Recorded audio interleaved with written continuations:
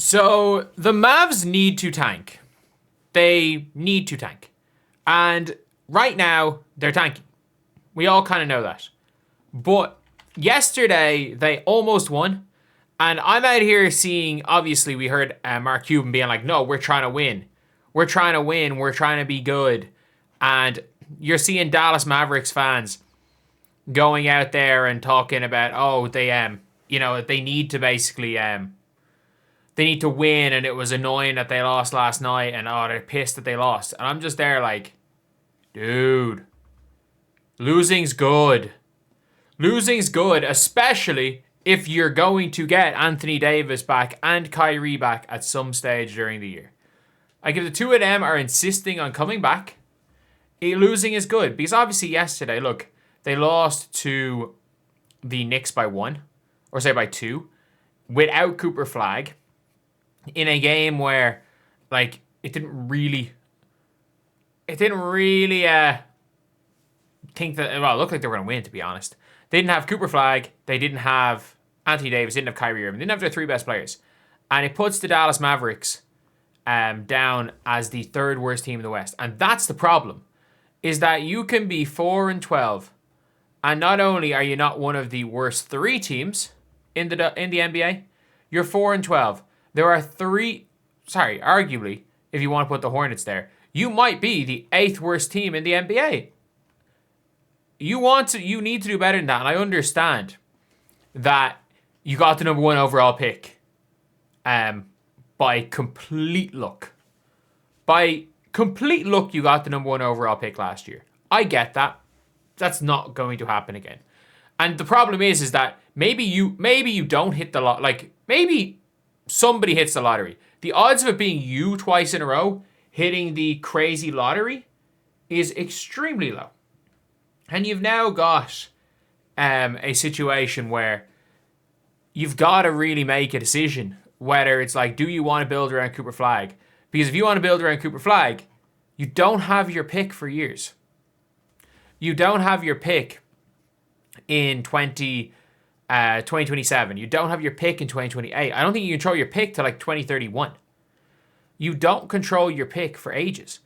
So we're now at the stage where it's like, okay, you pretty much have to go and win, or win soon, but you also can't win this year. Like, you can't just keep rebuilding with your picks, but you also can't rebuild, or you also need to rebuild quickly. But like, if you end up getting that number 1 pick, like, I watched Cam Boozer against Kansas. I think he's legit. I think Dibansta has infinite potential. I think Darren Peterson is the best guard we've seen in a long, long time. Like, I think there are a lot of players in this draft that could really help you. I don't know how Moses Brown fits beside Cooper Flagg. Either way, Cooper Flagg's versatile. I think he can fit beside anyone. It's now at the stage where like, Cooper Flagg is genuinely somebody that can be the second player you build around. And he's somebody that can be a complementary star. Like, whoever you take in this year's draft, he's not going to step on anyone's toes. But you need to get one of these good pieces. It doesn't matter if you don't have pick 5 years in a row. When you've got 2 good young players in Cooper Flagg, and you've got Derek Lively as a young player, and you've got when you got Lively as a young player, when you've got Flagg as a young player, when you've got whoever you get in the draft as a young player. But there's a big difference between you suddenly falling to like 15 in the draft, and like if you go and come, let's just say you're not in the play-in. You're not even in the play-in, and you get the 9th pick in the draft.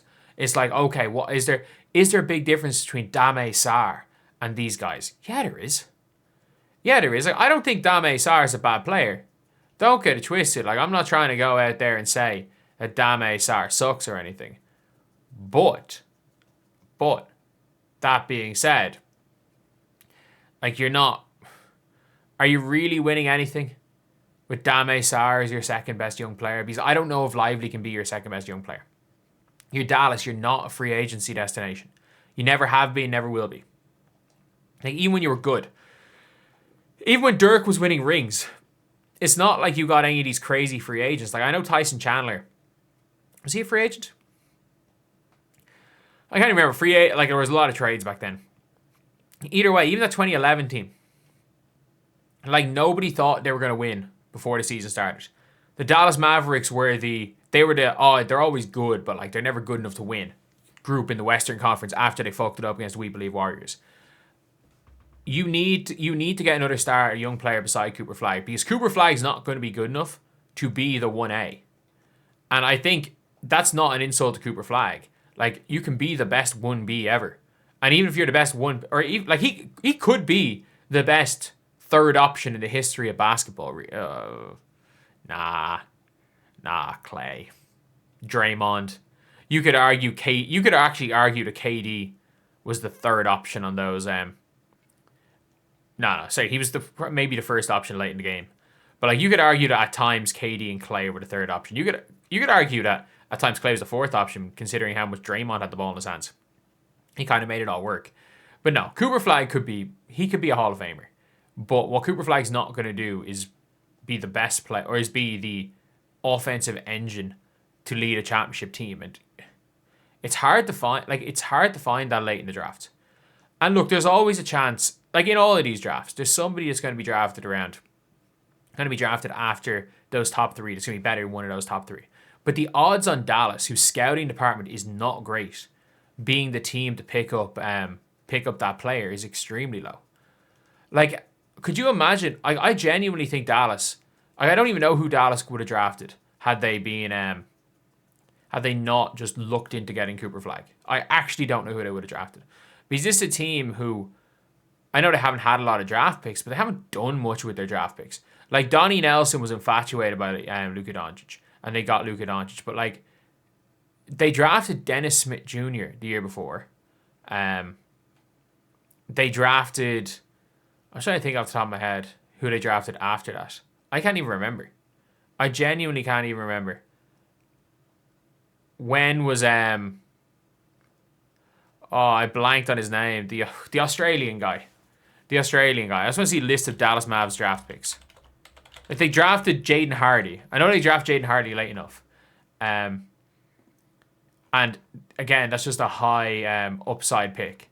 But like, they drafted obviously Case and Wallace, and they traded Josh Green. That was it. They nearly used a lottery pick on Josh Green. That's not a great pick. They drafted Shake Milton and traded him in 2018. In fairness, Shake Milton wasn't bad. They took Isaiah Roby with a second round pick. In fairness, actually, they took Jalen Brunson.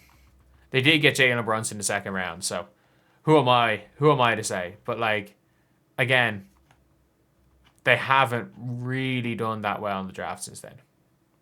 They haven't. Since Brunson and Luka draft, they have not hit, other than Cooper Flagg, where it's kind of near impossible to miss on Cooper Flagg, because he is the can't miss prospect in this.